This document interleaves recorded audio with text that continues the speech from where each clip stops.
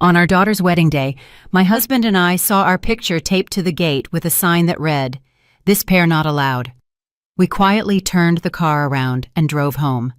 3 hours later, she realized her wedding had ended the exact moment we pulled back into our driveway. Hello, dear listeners. Before I begin telling you this difficult story from my life, I ask that you please support our channel. Subscribe, give us a thumbs up, and tell us in the comments what city you're listening from. It truly means a lot to us. And now, enjoy the story. That morning, I woke up not to the sound of my alarm clock, but to silence. You know that special ringing quiet that comes before a storm or a huge celebration? For me, this day was both. I lay there for a few minutes, staring up at the ceiling of our faded brick apartment, mentally running through the checklist I'd kept in my head for the past 6 months. Not a shopping list, no. This was the score for the most complicated symphony, and I was the conductor, even while remaining backstage. The pheasants. They were supposed to arrive at exactly 6 o'clock in the morning from a private farm in rural Virginia. I personally checked the quality of the birds and personally called the owner to remind him this was for my only daughter. The linen tablecloths, vintage, cream-colored, with delicate French hand embroidery. They were brought out of storage only because of my name. The florals, no tacky roses, just wild meadow flowers paired with rare orchids, exactly the way Camille wanted. Everything was measured to the millimeter, to the second, to the last breath. I got up and walked to the window. The city was just starting to stir, but I could already smell success. I had given 40 years of my life to the restaurant business, 40 years of feeding politicians, celebrities, and billionaires, always remaining the strict woman in a black suit who made sure the soup didn't get cold and the glasses sparkled. And all those years, I put away every single dime, denying myself vacations, a new winter coat, or home repairs, all for this one day. The day my Camille would become a princess. Not like me, a workhorse who always smelled faintly of the kitchen, but a real lady. Earl was already up. He sat on the kitchen chair, fully dressed, sipping tea. His old gray suit was impeccably pressed, and his white shirt was crisp. He looked solemn and a little scared.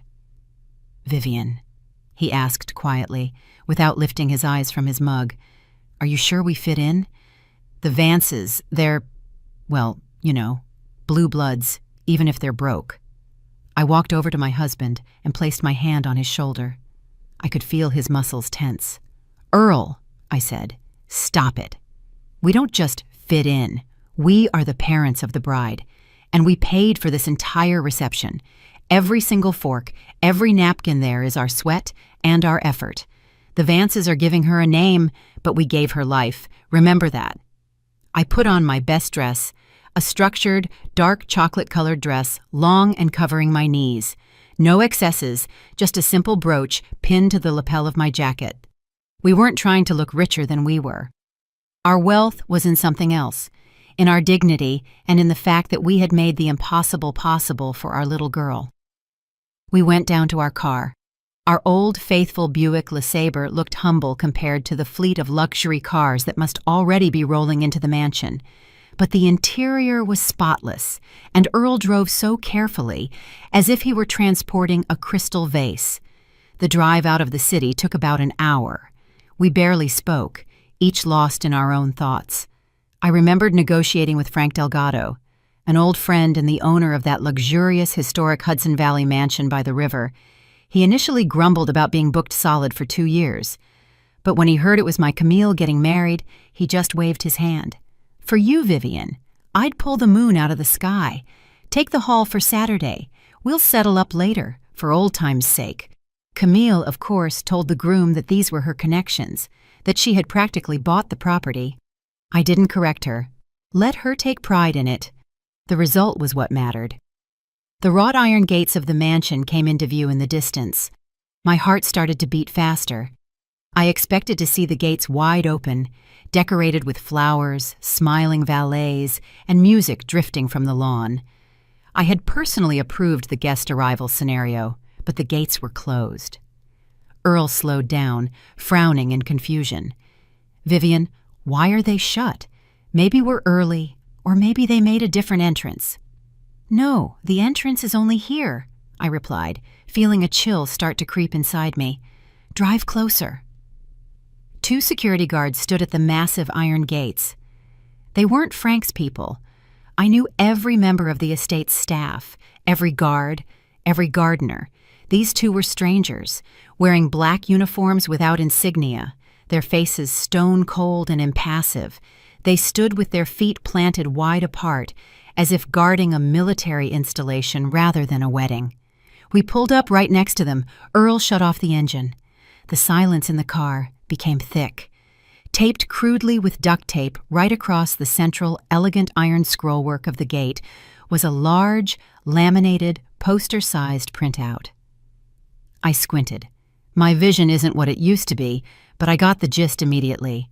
It was a photograph. Our photograph. Earl's and mine.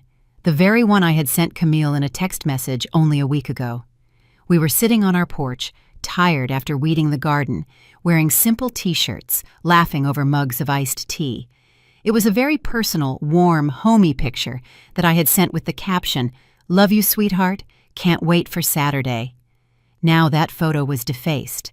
Across our smiling faces was a thick, angry red stamp. "This pair not allowed. Security threat. Entry prohibited." The words hit me harder than a slap. The air caught in my throat. I heard Earl gasp convulsively. "Vivian," his voice dropped to a whisper. "What is this? Is it some kind of joke? A contest?" I couldn't answer. I just stared at my smile in the photo, crossed out with a red X. This wasn't just a no. This was a public renunciation. We had been displayed as criminals, as dirty vagrants who shouldn't be let across the threshold of a respectable home. And the most terrifying thing, she had given them the photo. No one else had that shot. One of the guards lazily approached the car, not even bothering to bend down to the window. He just tapped his baton on the hood and gestured for us to turn around. "Time to go." My gaze slowly traveled upward, past the gates, to where the facade of the mansion was visible through the linden trees.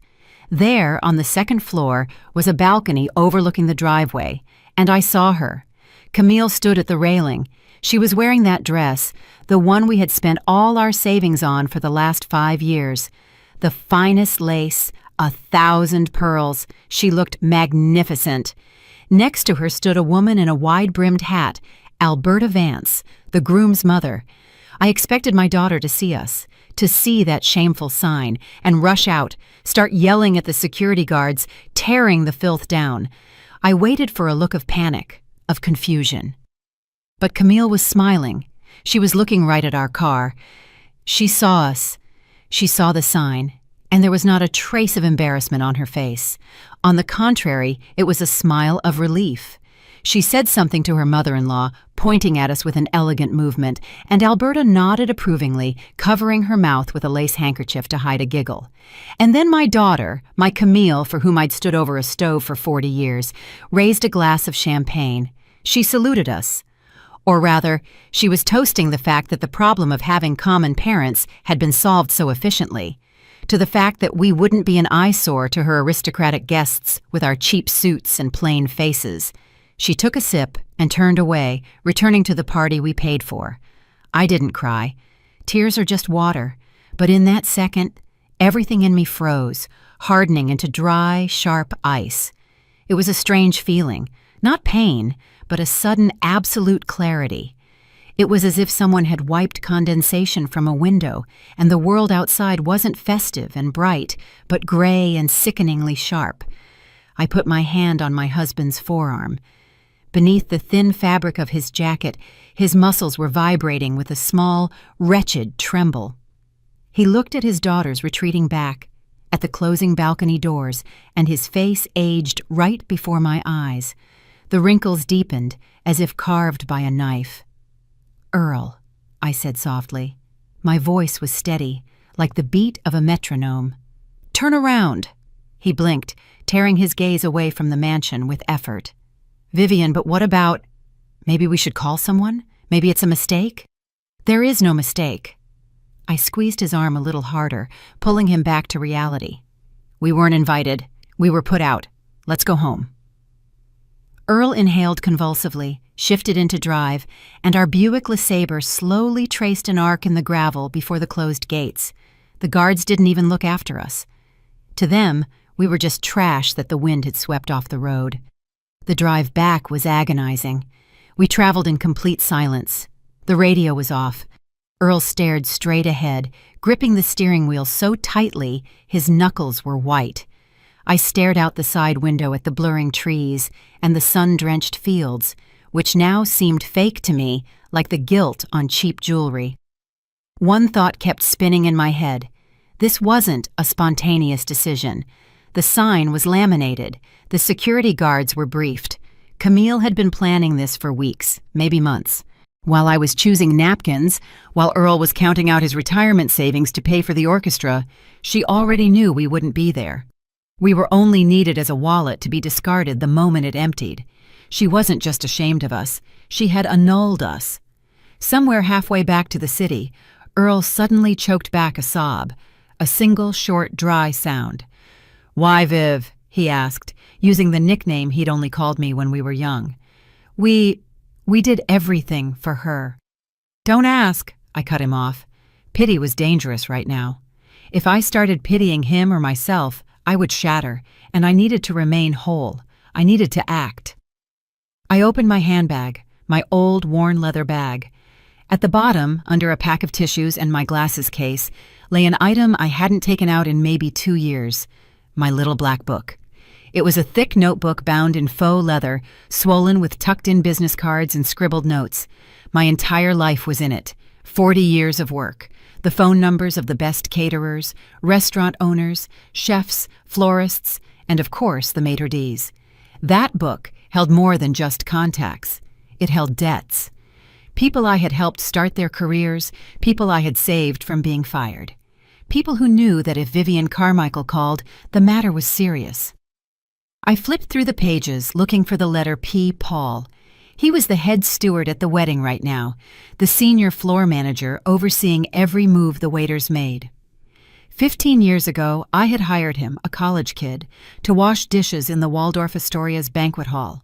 I taught him everything: how to uncork wine without spilling a drop, how to calm a drunk guest, how to hold your back straight even when you're collapsing from exhaustion. He used to call me Mama Vivian. I dialed the number. The phone rang long and slow. I imagined the hustle and bustle at the mansion, the guests seating themselves, anticipating the first toast. "Hello, Vivian Carmichael." Paul's voice was breathless but cheerful. "Are you on your way? We're running a little behind with the seating chart. Alberta Vance caused a scene about the place cards, but I fixed it all. We're just waiting for you and Earl." I looked at the road. We were entering the city limits. The gray brick apartment complexes surrounded us, pulling us back into our familiar world. "Paul, listen to me carefully," I interrupted him. My tone was the same one I used to use when scolding him for dirty cuffs, icy, and brooking no argument. "We won't be coming." "What?" He was bewildered. "What do you mean you won't come? Did something happen? Did the car break down? I'll send a driver right now." "No, Paul. Listen and don't interrupt. The sponsor has left the project." "What? Which sponsor?" He didn't understand. He was still in party mode. "Me," I said harshly. "I am the sponsor of this banquet. I am the client. I am revoking my presence and my obligations." Silence hung in the receiver. I could hear the background sounds of the party: laughter, glasses clinking, the distant sound of a violin. That world only existed because I paid for it. "Vivian Carmichael." Paul's voice wavered. "I don't understand."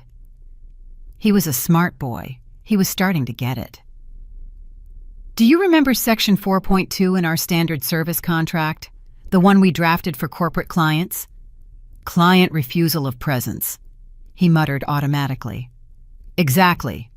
In the event of the client's absence from the event, the service format changes. Paul, switch the banquet to commercial mode." "But Vivian Carmichael, there are 200 people. There's the caviar, the pheasants, the wine alone. $8,000 worth is already open." Starting this second, I enunciated every word, looking at my hands resting calmly on my lap.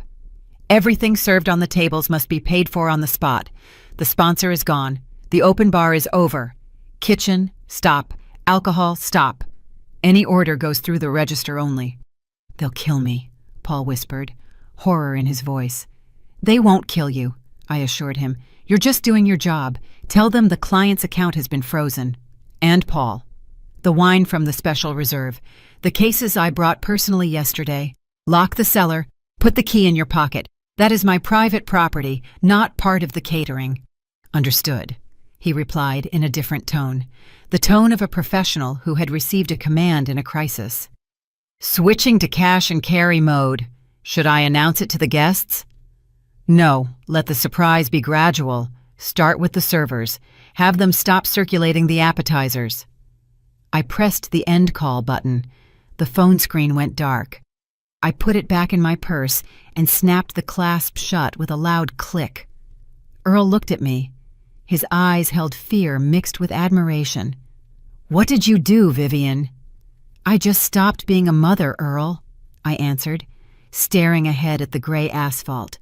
And I became who they think I am, a service provider. And service providers, as we know, only work for money. The phone in my bag didn't ring. Not yet.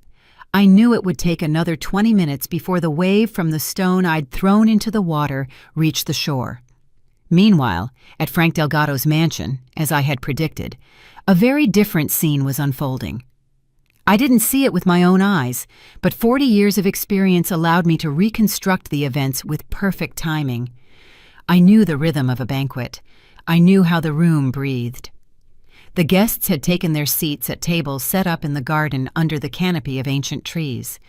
A pristine white tent shielded them from the sun. A light breeze stirred the edges of the tablecloths. The orchestra played something light and unobtrusive, Vivaldi or Mozart. Camille was seated at the head table next to Julian. She was glowing. She felt like a queen who had successfully executed a palace coup. Her parents were gone. The embarrassment was eliminated. Around her were only her people, the high society folk she longed to be a part of. Alberta Vance, adjusting her massive necklace, must have tapped her fork against her glass already, demanding attention for the first toast. But something went wrong. The waiters, my boys and girls, trained to automatic perfection, should have been gliding silently between the tables right now, pouring champagne and offering canapes with caviar. But they were moving differently. Strange, jerky. They froze. Paul, having received my call, didn't waste any time. He crossed the floor with a brisk stride, issuing short commands into his earpiece on the fly. The senior servers nodded, their faces turning serious. The smiles vanished. Trays of appetizers that had already been lifted were lowered back onto the side tables. "Excuse me, ma'am," a young server said politely but firmly, pulling a bottle of expensive champagne right out from under the nose of Julian's portly uncle, who was reaching for it. Technical pause. The music abruptly stopped. The violinist lowered his bow, looking confusedly at the conductor, to whom someone had whispered something. In the silence that followed, the clinking of cutlery sounded especially loud and out of place. Camille frowned. She looked around, searching for Paul. "Hey!" she called out, snapping her fingers. That gesture always irritated me. You snap your fingers for a dog, not a maitre d'. "Why is the music silent? Where is the wine? Our guests have empty glasses." Paul approached the head table. He was immaculate in his tuxedo, but the servility Camille was used to seeing was gone from his eyes. He looked at her the way you look at a customer whose credit card has just been declined. "Madam," he said dryly, "not Camille or Mrs. Vance, but a flat, impersonal madam. We've encountered a difficulty accessing the alcohol reserve." "What difficulties?" Alberta Vance cut in, her nostrils flaring in anger. "You can't open a bottle. It's crystal. We paid for it." "I'm afraid not," Paul replied calmly. "The wine cellar and the premium alcohol are the private property of the event's sponsor. As the sponsor is not on the premises and has not authorized the reserve to be opened, access is sealed. I have the key, but I am not authorized to use it without the owner's direct command." Camille turned pale. The patches of blush on her cheeks turned bright red. "What sponsor? What are you talking about? This is my wedding. I'm the hostess. Pour the wine immediately." "Your wedding is unquestionable, madam," Paul agreed, a barely perceptible hint of irony in his voice. "But the service contract was not signed by you, and the premium items were not paid for by you." The crowd started whispering. Guests began looking at each other. Someone nervously chuckled. Julian, the groom, sat with his head hunched between his shoulders, fidgeting with his napkin. He looked like he wanted to disappear. "This is outrageous!" Alberta Vance shrieked. She stood up, knocking over her chair. "I will complain. I will ruin your company. We demand service. We are hungry after all. Where is the first course? Where are the pheasants?" Paul didn't even blink. He took a thin sheet of paper and a pen from the folder he held under his arm. "The kitchen is ready to continue working," he said, extending the sheet to the mother-in-law. "But due to the lack of payment confirmation from the main client, we have switched to a direct payment system." Alberta Vance snatched the paper. Her eyes widened. "What is this?" "This is the invoice for the first hour of site rental and the service fee for the aperitifs," Paul explained loudly so the nearest tables could hear. "Since the account holder has left the premises, according to the force majeure clause of the contract, payment is transferred to the organizers present, that is, to you. The amount due is $4,000. Payment is required now, please. Card or cash?" The silence in the garden became absolute. Even the birds seemed to stop singing. $4,000 for 1 hour. And this was only the beginning. Camille jumped up, gasping for air like a fish thrown onto the bank. "You're lying!" she screamed, her voice cracking. "Mom paid for everything, everything. You're just trying to extort money. I'll call the police."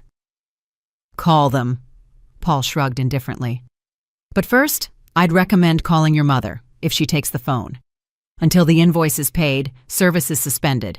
Servers, exit the hall." At his signal, as if by magic, the entire staff, 30 people in white gloves, simultaneously turned and headed for the exit of the tent. They left silently, with dignity, leaving the guests alone with empty plates and locked bottles. It was a terrifying sight for high society, to be left without servants, without food, left alone with their own helplessness. I imagined Alberta Vance's face at that moment. She was looking at the bill as if it were a death sentence. Her hands were shaking. She glanced at her son, Julian, seeking support, but he only lowered his head further. In our car, which was just pulling up to our building, Earl suddenly broke the silence. "They're going to start calling now, Viv. What are we going to say?" I looked at my phone screen. The first call. Daughter. The photo of a laughing Camille on the screensaver. "Nothing," I replied, swiping my finger across the screen and tapping decline. "We won't say anything. Today is our day off." I powered the phone completely down. The screen went dark, reflecting my calm, tired face. We were almost home, but I knew the real storm was still ahead. After all, I had only tugged on one thread, and I still held the entire spool in my hands. The key turned in the lock with a soft click, letting us back into the silence of our apartment. Here in the hallway, it smelled of old books and dried mint, the scent of our real life, the one Camille had tried so hard to erase. Earl and I walked in without taking off our shoes, like guests in our own home. He sank onto the ottoman in the entryway, slumping, and buried his face in his hands. His shoulders began to shake again, but this time, silently. "Viv," his voice was muffled beneath his palms. Were we too cruel? Maybe we should have just left and that was it. Left them the food. There are people there, guests. I took off my jacket and carefully hung it on a hanger. My movements were slow, automatic. "Cruel?"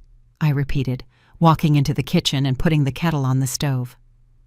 "Earl, cruel is taping your parents' picture to a gate with security threat written over it. Cruel is being ashamed of your father's hands, which worked 2 shifts to pay for tutors. We're just restoring balance." The kettle started to whistle.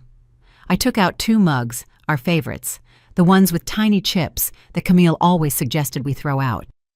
But the mansion, Earl raised his eyes to me, full of confusion. Camille told everyone it was her dowry, that we bought it for her.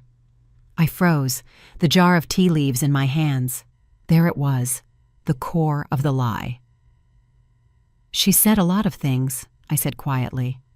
She told the Vances that we gave her the estate, that the title was in her name. Earl's face went white. Lord, if they find out, they'll find out. I tossed a pinch of tea into the pot. Right now, they will. I walked over to the landline phone hanging on the wall. My cell was off, but only one important person knew this number: Frank Delgado. I dialed his private number. The rings were short and sharp. Yeah! A familiar bass voice snapped into the receiver. Frank was not in a good mood. The news from Paul must have reached him already.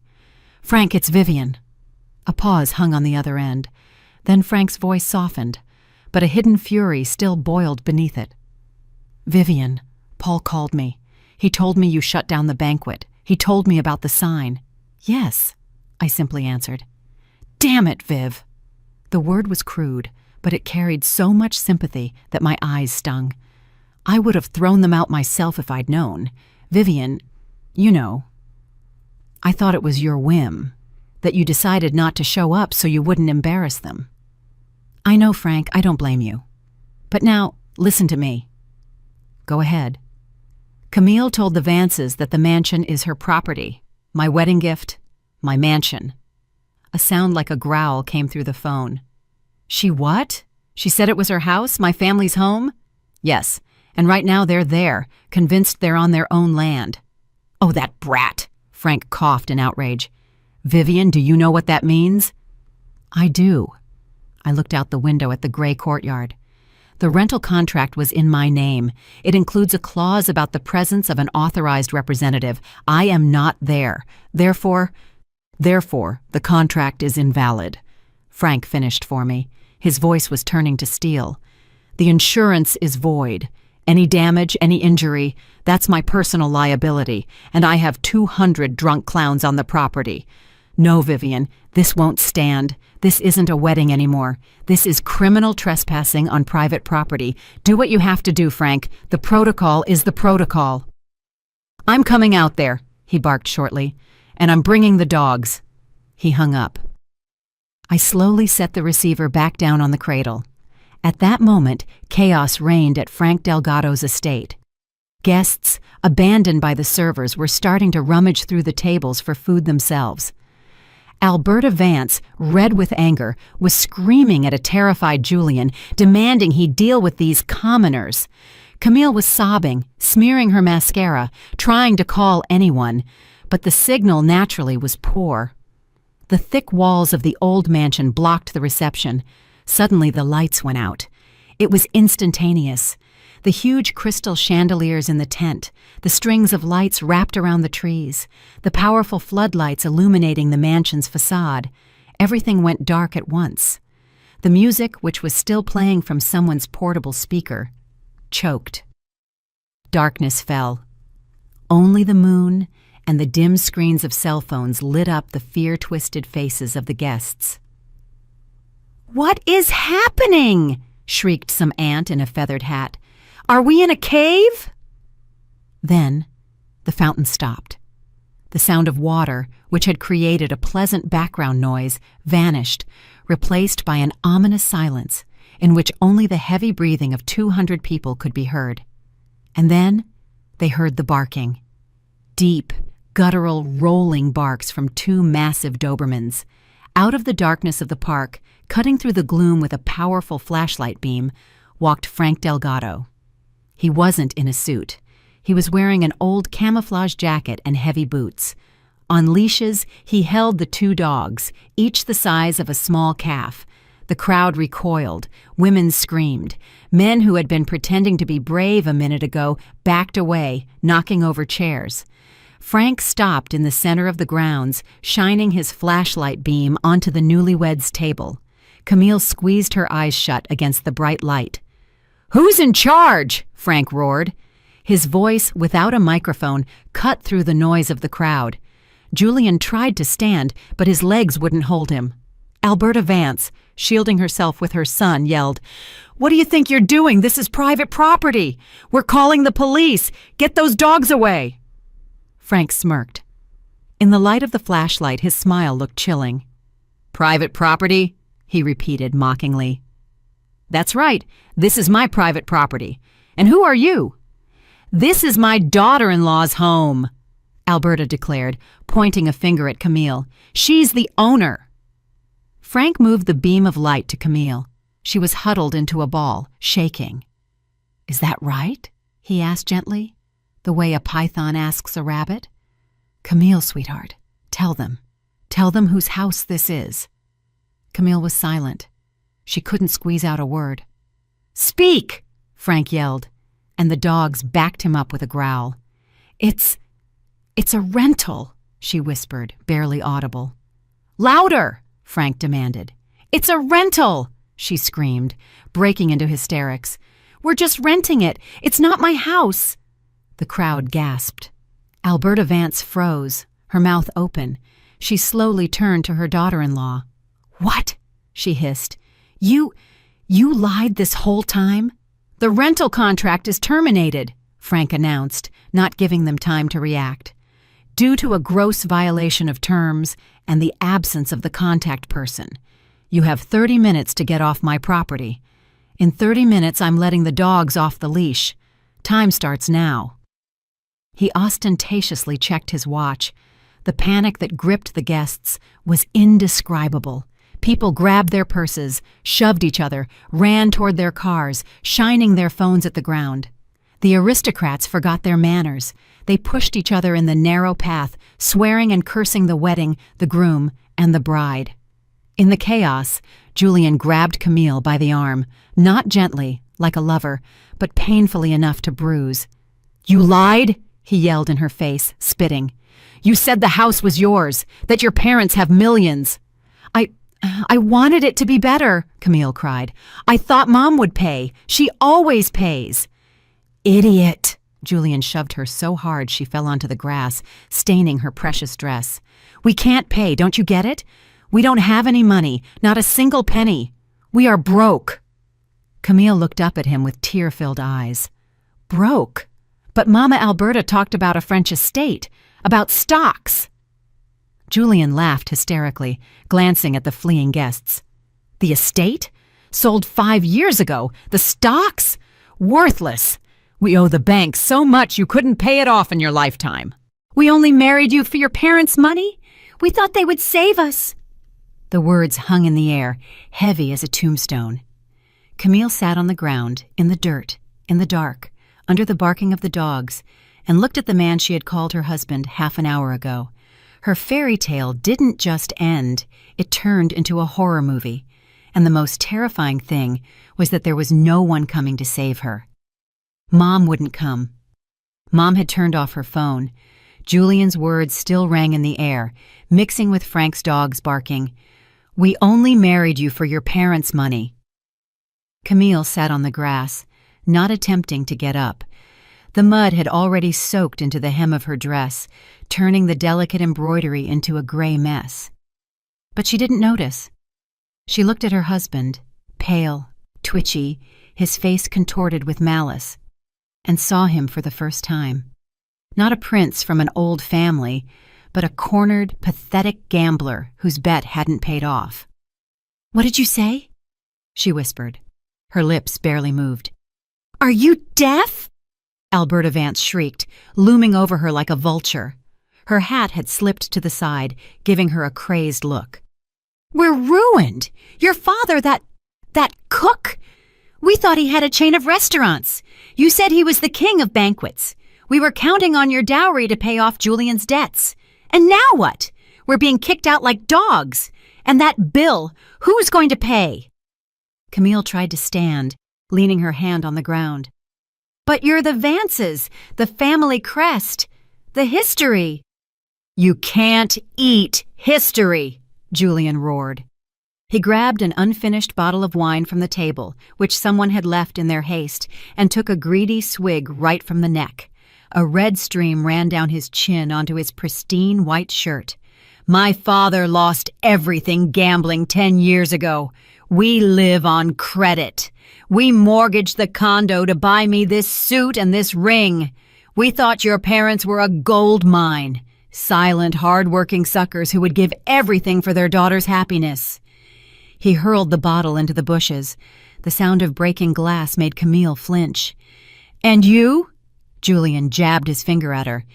"You turned out to be just as worthless as us. A pauper, a liar. My mansion, my catering. Ugh!" Almost no one was left around them. The last guests, stumbling in the darkness, were running toward the gates, where their cars were creating a gigantic traffic jam. No one wanted to witness the shame. No one wanted to pay the bills. The fairy tale of the rich heiress and the noble aristocrat had burst, splattering mud on everyone nearby. Frank Delgado stood slightly apart, arms crossed. The dogs at his feet had quieted, sensing that the threat had passed. Only human rot remained. He didn't intervene. He gave them time to destroy each other. "You have 10 minutes left," he said loudly, looking at his watch. "Then I'm locking the gates. Anyone who doesn't make it is sleeping in the woods." Alberta Vance grabbed her son's arm. "Julian, let's go. We have to leave. We still have to deal with the bank." "And her?" Julian gestured to Camille, who was still sitting on the ground, hugging her knees. "Let her rot here," the mother-in-law threw over her shoulder. "She lied to us. She ruined our lives." They turned and walked quickly toward the exit, without a single backward glance. Camille was left alone, in the dark, in the dirt, in a silence broken only by the sound of receding cars. She slowly got up. Her legs were shaking. The dress, heavy with mud and tears, weighed her down. She looked around, empty tables, overturned chairs, broken glasses, the ruins of her ambition. And suddenly, she understood. My parents, they knew. Mom knew. She snatched up her phone. Her trembling fingers dialed the number. "The subscriber you are trying to reach is temporarily unavailable." She screamed. It was a scream not of pain, but of rage. She hurled the phone onto the grass, then immediately grabbed it again. She had to get to them. She had to make them fix everything. Mom always fixed everything. Mom always found a way out. Mom couldn't leave her like this. She ran toward the exit, barefoot on the gravel, having lost her high heels in the scramble, not feeling the pain. She burst through the gates and saw a taxi dropping off a late arrival. A photographer, apparently, who was just showing up now. "Stop!" she screamed, throwing herself toward the car. "Take me to the city! Immediately!" The driver looked nervously at the disheveled woman in the dirty wedding dress. "I'll pay!" she cried hysterically, yanking the door handle. "Double fare! Triple! Just get me out of here!" She gave the address, our address. While Camille sped toward the city, Earl and I sat in our kitchen. The kettle had long since gone cold, but we hadn't touched our mugs. Earl was looking out the dark window. "Viv," he said softly, "you know Julian. He's a gambler. I overheard his father mention debts at the engagement party, but I thought, business is business, credit is credit." I nodded. "I heard it too. But I didn't just hear it, Earl. I checked." He looked at me in surprise. "You checked?" "Of course. The first time Camille brought him around, I called a friend of mine at the bank, the one whose son's wedding I organized last year. I asked her to run a background check on the Vance name." "And?" "Blacklisted." I sighed. "Their credit history is ruined. Assets seized. They are bankrupt, Earl. Officially bankrupt. They were looking for a life raft and found our daughter. And you kept silent." There was not resentment in my husband's voice, but astonishment at my composure. I tried to tell her. "Remember a month ago when I brought up the prenuptial agreement about checking their assets?" Earl looked down. "She said you were meddling, that you were jealous of her happiness and the nobility of her fiancé." "Exactly. She didn't want to hear it. She was blinded by the luster of their name and her fantasies. If I had shown her the documents, she would have accused me of forging them. She had to see it herself." "See them eat each other alive," Earl concluded. "Yes, it's a cruel lesson, but it's the only one she'll ever learn." The doorbell rang. The sound was sharp, demanding, prolonged. Someone was leaning on the button and not letting go. We exchanged glances. "It started," I said, getting up from the chair. I smoothed down my house dress, ran a hand through my hair. I was ready. "I'll get it." Earl also stood, but I stopped him with a gesture. "No, sit. This is my conversation." I approached the door. I could see Camille's distorted face through the peephole. She was alone. Julian and his mother must have fallen behind or gone somewhere else to lick their wounds, but I knew they would come too. Greed would bring them here. I didn't open the door right away. I put the security chain on first, then turned the lock. The door opened 5 inches. "Mom!" Camille shoved her shoulder into the gap, trying to widen the space, but the chain tautened with a clang of steel. "Mom, open up! Let me in!" She looked awful. Mascara ran down her cheeks in black streaks, her hair was matted, her dress was torn, but there was no remorse in her eyes. There was only fear and entitlement. "Mom, do you know what happened out there?" she screamed, seeing my calm face in the doorway. "Frank let the dogs loose. The guests ran off. Julian dumped me. They're bankrupt, Mom. They're poor." "I know," I replied calmly. Camille froze. She stopped pushing on the door and stared at me through the gap. You knew?" "Yes. And you let it happen?" Hysteria flared in her voice again. "You knew and stayed silent? You ruined my life on purpose." "I didn't ruin your life, Camille. I simply stopped paying for your illusions." At that moment, the elevator noise sounded in the hallway. The door slid open, and Julian and Alberta Vance rushed out. They looked no better than Camille, disheveled and out of breath. They had apparently decided they had nothing to lose and had come to demand compensation. "There they are!" Alberta shrieked, seeing me in the doorway. "The fraudsters, open up! We demand an explanation! We demand our money! You humiliated us!"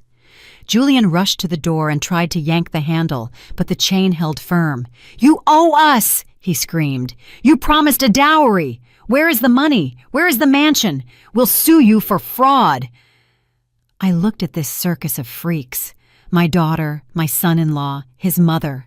3 greedy mouths that had been ready to tear each other's throats out, now united against a common enemy. "Leave," I said quietly, but loud enough for them to fall silent. "There is nothing here for you." "We won't leave!" Camille squealed. "Mom, let me come home. I feel sick. I'm pregnant." Silence fell in the hallway. Julian froze with his mouth open. Alberta squinted. "Pregnant?" Earl whispered, coming up behind me and placing his hand on my shoulder. "Is it true?" "Yes!" Camille nodded frantically, grasping at the last straw. "Yes, Dad. You're going to have a grandson. You can't kick your pregnant daughter into the street. Julian, tell them." Julian, instantly reoriented, nodded. Yes, it's the heir. You are obligated to secure his future. Stress is dangerous for the baby. Open the door, now." I looked at my daughter. In her eyes was the hope that this lie would work, that the sacred word grandson would melt our hearts and we would open our wallets again. I gave a sad smile. "Wait here," I said, and closed the door in their faces. "Vivian, what are you doing?" Earl whispered. "Is she telling the truth?" "No, Earl." I walked into the room to my desk. "She's not pregnant, and I'll prove it to them right now." I opened the document drawer. On top lay an envelope from a private clinic. It had arrived 3 days ago at our address because Camille was still officially registered here and had used this address for correspondence on her form. She'd simply forgotten to pick it up in the scramble of wedding preparations. I took the envelope, returned to the door, and opened it again on the chain. The trio was still there, awaiting their triumph. "Here," I pushed the envelope through the gap. "Read this, sweetheart. It came for you on Tuesday." Camille snatched the envelope and tore it open. Her eyes scanned the lines. Her face turned ashen. "What does it say?" Alberta asked impatiently, snatching the paper from her daughter-in-law's hands. She read aloud, with emphasis. "Dear Camille, A reminder of your required follow-up appointment regarding the installation of a long-term contraceptive implant. Effective period, 3 years. Installation date, 1 month ago. Alberta slowly raised her eyes to Camille. An implant? A month ago? Julian backed away from his wife as if she were infected. You got an IUD? But we were trying. You said you wanted children. It's a mistake, Camille stammered, but the lie was written across her face in enormous letters. There is no mistake, I said from behind the door. You are not pregnant, Camille, and you never planned to be. You just wanted to secure your position in their family and stall for time. You little tramp, Alberta roared and swung her purse at Camille. I slammed the door shut, cutting off their screams. The lock clicked. This time it clicked shut, forever. The screams outside the door didn't stop, but now the tone had changed. If before it was a unified chorus of demands directed at us, now that chorus disintegrated into a high-pitched solo of mutual accusations. I could hear Alberta cursing the barren liar, Julian whining something about lost time, and Camille, choking on her tears, trying to justify herself. But her voice was drowning in their hatred. I leaned my back against the cool metal door and closed my eyes. Earl stood beside me, pale, his fists clenched. An implant, he whispered, shaking his head. She even lied to us about grandchildren. Viv, remember last week when she was choosing names? If it's a boy, we'll name him after Grandpa. It was part of the performance, Earl, so we wouldn't shut off the money supply before the wedding. Suddenly, something heavy hit the door. A kick, probably. Open up! Julian roared. His voice cracked. We're not done. You think you got rid of us with a piece of paper? You owe us compensation for moral damage, for fraud. Yes, Alberta chimed in. We'll sue.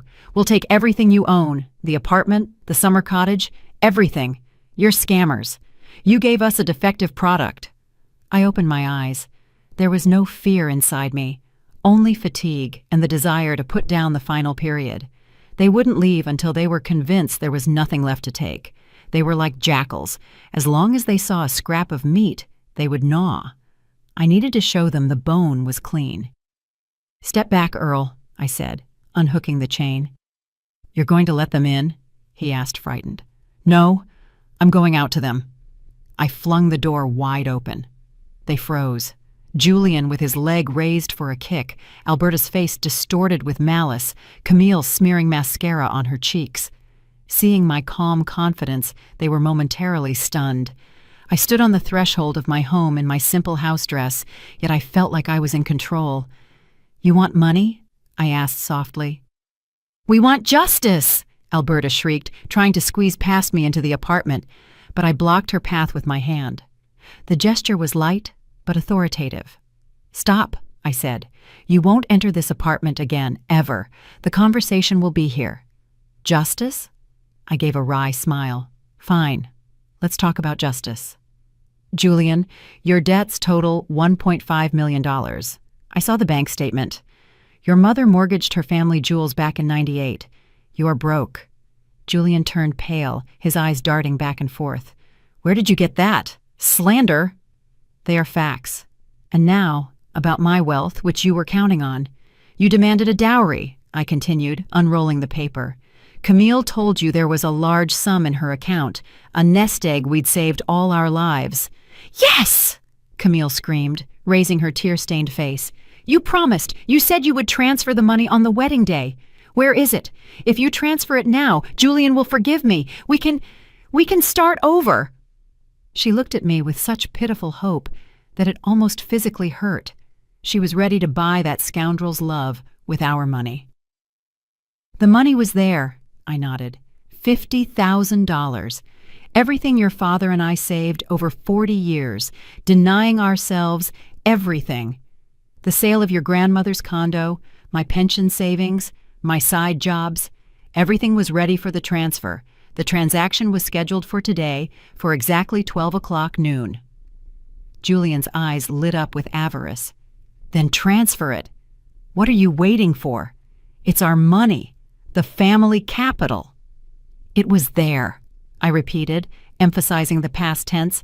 The key word is was. I held out the receipt to them. Look at the time, I said. 4:30 p.m., exactly half an hour after we drove away from your wedding gates.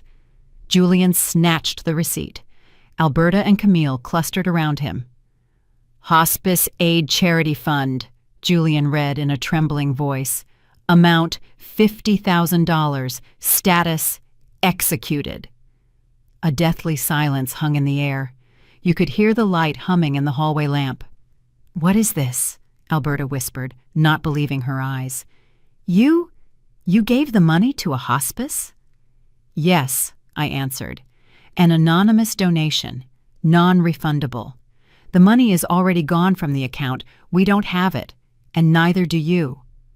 You're insane, Julian screamed, crumpling the receipt and throwing it on the floor. You old lunatic! You burned $50,000? Just like that? Not just like that. I looked him straight in the eye. I bought my freedom and my husband's freedom with it. We are no longer the cash cows for your greed. Camille slid down the wall onto the dirty communal floor. She understood. Now she understood completely. The money was gone. The mansion was gone. The dowry was gone. All that remained were her husband's debts, her mother-in-law's hatred, and the closed door of her parents' home. Mom, she moaned. Why? For the portrait on the gate, daughter, I answered. For being ashamed of us, for lying, for wanting to use us and throw us away. We just beat you to it. We threw away that baggage first. But what about us? Alberta wailed. We can't pay for a taxi. We have nowhere to go. The apartment is sealed by the bank. Those are your problems, I said. You're aristocrats. Figure something out. Maybe sell your titles. Oh, right. They're worthless. I took a step back into the apartment. Goodbye, I said. Julian lunged for the door, trying to get his foot in the gap.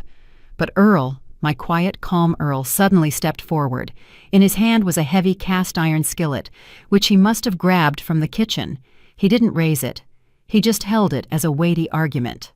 Move your foot, he said quietly, but Julian jumped back as if scalded. I closed the door and turned the lock twice. I secured the chain. We stood in the entryway, listening as a new wave of hysteria rose outside the door. But now it was far away, in another world, a world to which we no longer belonged. Our peace was broken not by their screaming, but by the wail of a siren. It drifted up from the street, cutting through the double-paned windows, and a minute later there was another knock on the door. This was a different knock, official, confident, heavy. Police, open up! Earl flinched and looked at me anxiously. I just nodded reassuringly. I had expected this. Our neighbors are vigilant, and the performance in the hallway was too loud even for a Saturday night. I opened the door. 2 police officers stood on the threshold. Young guys in uniform, tired and clearly annoyed by the call. Behind them, pressed against the wall, stood our guests. Julian looked like he'd just been in a brawl. Alberta Vance tried to maintain the remnants of grandeur, adjusting her crooked hat, and Camille just sat on the steps, covering her face with her hands. Ms. Carmichael? The senior sergeant asked, looking at his tablet. We got a call about a breach of the peace. Neighbors complaining about screaming and threats. Yes, this is my apartment, I answered calmly. And these people, I nodded at the huddled trio, were trying to force their way into my home against my will. They threatened violence and tried to extort money. That's a lie, Alberta shrieked, stepping forward. We're family. They're my daughter-in-law's parents. They stole our property. They're scammers. Officer, arrest them. They stole the money promised by the marriage agreement. The officer sighed wearily. Family disputes are the least favorite kind of call for any patrol officer. Ma'am, calm down. What agreement? Do you have documents? A verbal agreement, Alberta stated. They promised a dowry, $50,000, and now they say they gave it to some fund. It's theft. The sergeant looked at me. Sympathy was visible in his eyes. He must have already noticed the contrast between the calm, elderly couple in the doorway and the hysterical woman in the hat. Do you have any claims against these people? He asked me. I only have one request, officer, I said. Remove them from my apartment building. They are not registered here. They are not invited, and they are disturbing my peace and frightening my neighbors." "But she's my daughter," Camille cried, lifting her head. "Mom, how can you?" "Ma'am," the officer addressed Camille. "Are you registered at this address?" Camille hesitated. "No, I moved out last week before the wedding to register at my husband's place." "Then you have no right to be here," the sergeant cut in. "All right, folks, time to go. Take your $50,000 arguments to court, but don't make a scene here." "We're not going anywhere," Julian insisted. "We have nowhere to go." "You'll go to the station if you don't clear the premises right now." The officer's voice hardened. He placed his hand on his nightstick. "Section 20.1 of the Penal Code, disorderly conduct. We'll file charges." Alberta Vance gave me a look filled with such venomous hatred that the air around her seemed to turn green. "You will regret this," she hissed. "You will die alone, and no one will bring you a glass of water." "I'd rather die of thirst than drink from hands that hate me," I replied. The officers began escorting them toward the elevator. Julian still tried to yell something about lawyers. Camille sobbed out loud, clinging to the railing, but force was not on their side. The elevator doors closed, cutting off their cries. The building fell silent again. The sergeant lingered for a second. "Sorry for the disturbance," he said, touching the brim of his cap. "If they come back, call us immediately. We'll send a unit." "Thank you, son," I smiled. I closed the door. This time, I didn't just lock it. I closed a chapter of my life. We returned to the kitchen. Earl sat down at the table and looked at the clock. "Almost 5 o'clock in the afternoon," he said aimlessly, "and we haven't eaten lunch." "And we won't," I replied, walking to the refrigerator. "We have more important things to do." "What things?" he asked, surprised. "Court? Lawyers?" "No, Earl. Travel." I took a bottle of vodka out of the freezer, the one Earl kept for a rainy day.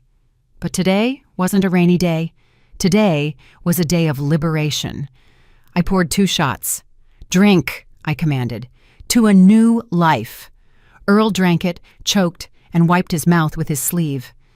"Viv, what are you talking about? What trip? We don't have money. You just said the hospice fund." I smiled slyly. I walked over to the desk where the folder with the wedding documents lay. The one I had shown Julian, but not completely. I hadn't lied to them, Earl. The $50,000 really did go to the fund. That was our burial money, our safety net, the one they wanted so badly. But I hadn't told them about something else. I pulled another sheet of paper from the folder. It was a bill of sale. "What is this?" Earl put on his glasses. "Remember the garage? The brick one downtown your father left you? The one we've been renting out as a storage unit for the past 10 years? Yeah. I sold it yesterday." Earl's eyes widened. "Sold it? Why?" "Because we don't need it. And we need the money, but not for Camille, and not for the fund." I laid a glossy brochure I'd been hiding in the same folder in front of him. The cover showed a luxurious train speeding through a snowy wilderness and an inscription in gold letters. "The Coast to Coast Dreamliner. New York to San Francisco. Luxury class." Earl took off his glasses. His hands were shaking. "Viv, that's your dream. You've wanted to do that since we were young." "Our dream, Earl. Remember when we watched that show about the Pacific Coast? How you wanted to see the ocean, but that's crazy expensive." "The garage," I cut him off. "It cost exactly as much as 2 first-class sleeper tickets with full board and excursions. Departure is tomorrow at 8 o'clock sharp from Grand Central Station." Earl was silent. He looked at the brochure, then at me, then at his empty glass. A tear rolled down his cheek. "But what about Camille?"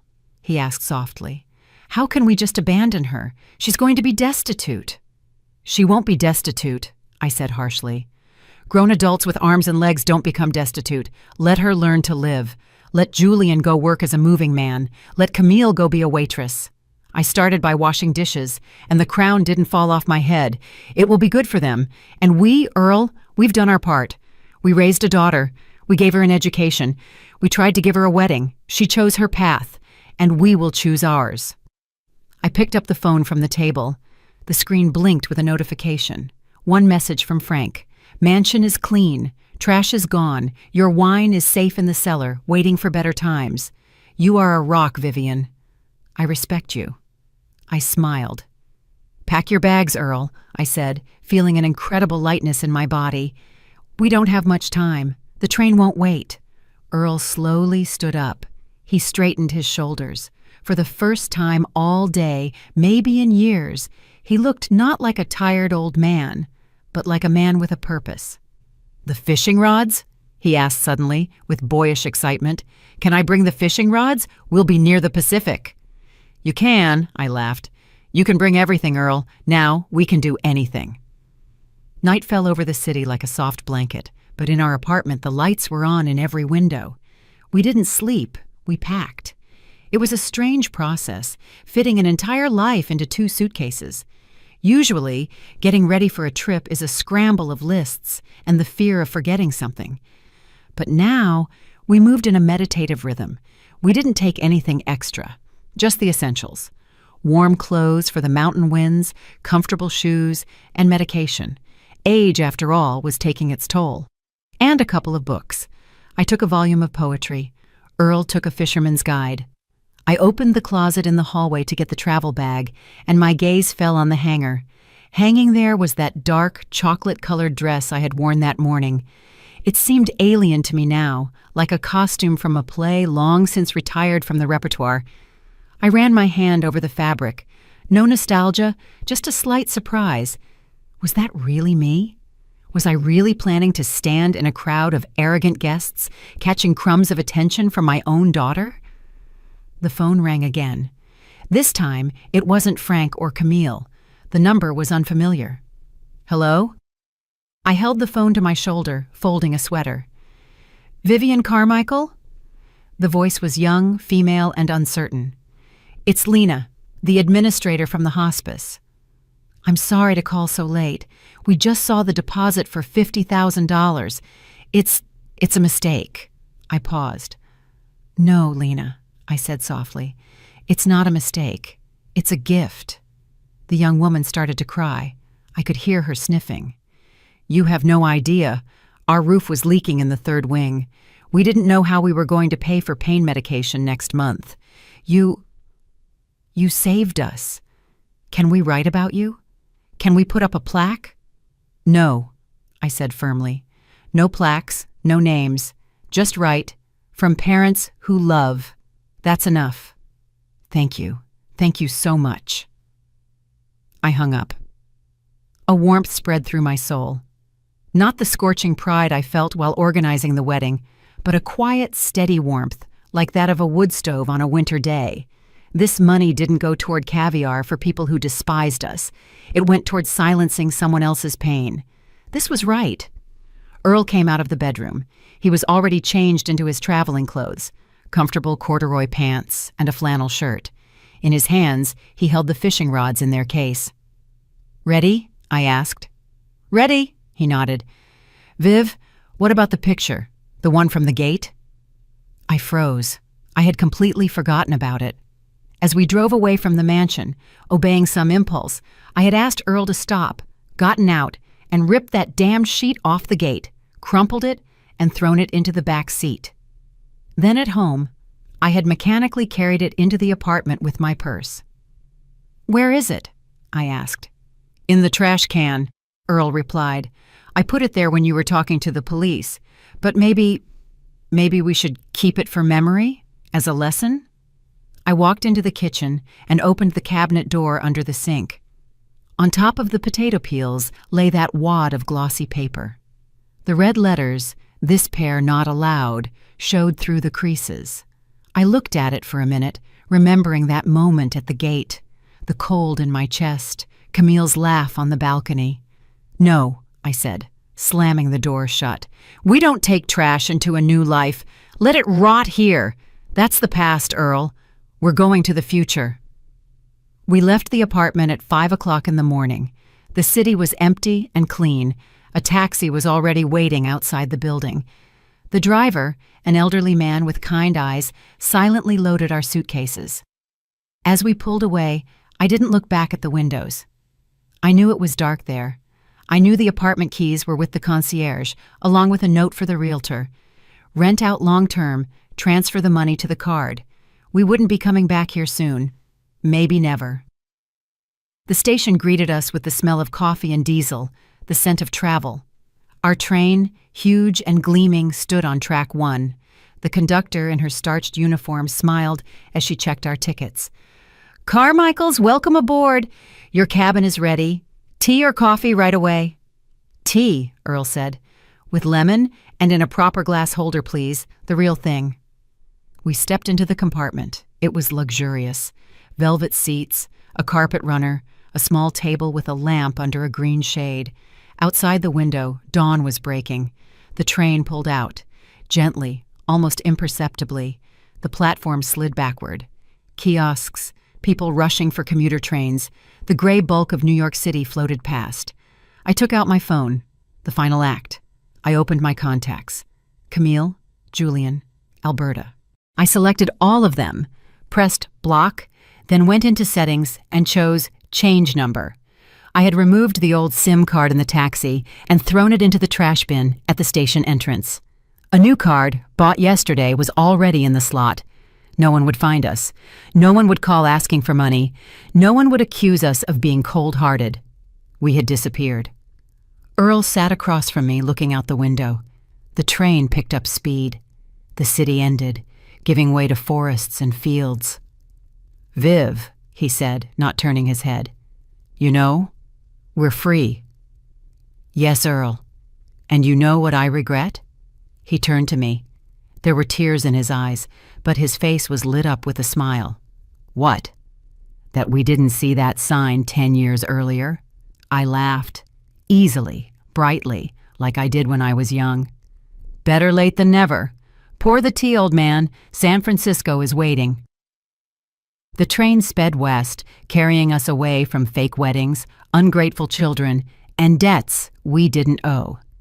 Ahead were thousands of miles of forests, great rivers, mountains, and the Pacific Ocean. Ahead was the life we deserved. And this time, there was a completely different sign hanging on the gates of that life. "Welcome, entry only for the happy." That's the story, my dear listeners, a story about how a parent's love is boundless, but even it has a limit of self-respect. And sometimes, to find happiness, you just have to close the door to the past and get on a train headed for a dream. Thank you for being with me and listening to the end. If this story touched you, please support the channel. Subscribe, like, and write in the comments how you would have acted if you were Vivian and Earl. Could you have forgiven a daughter like that? I'm very interested in your opinion. And if you want to hear another true life story full of unexpected twists, click the button that just appeared on your screen. Until next time.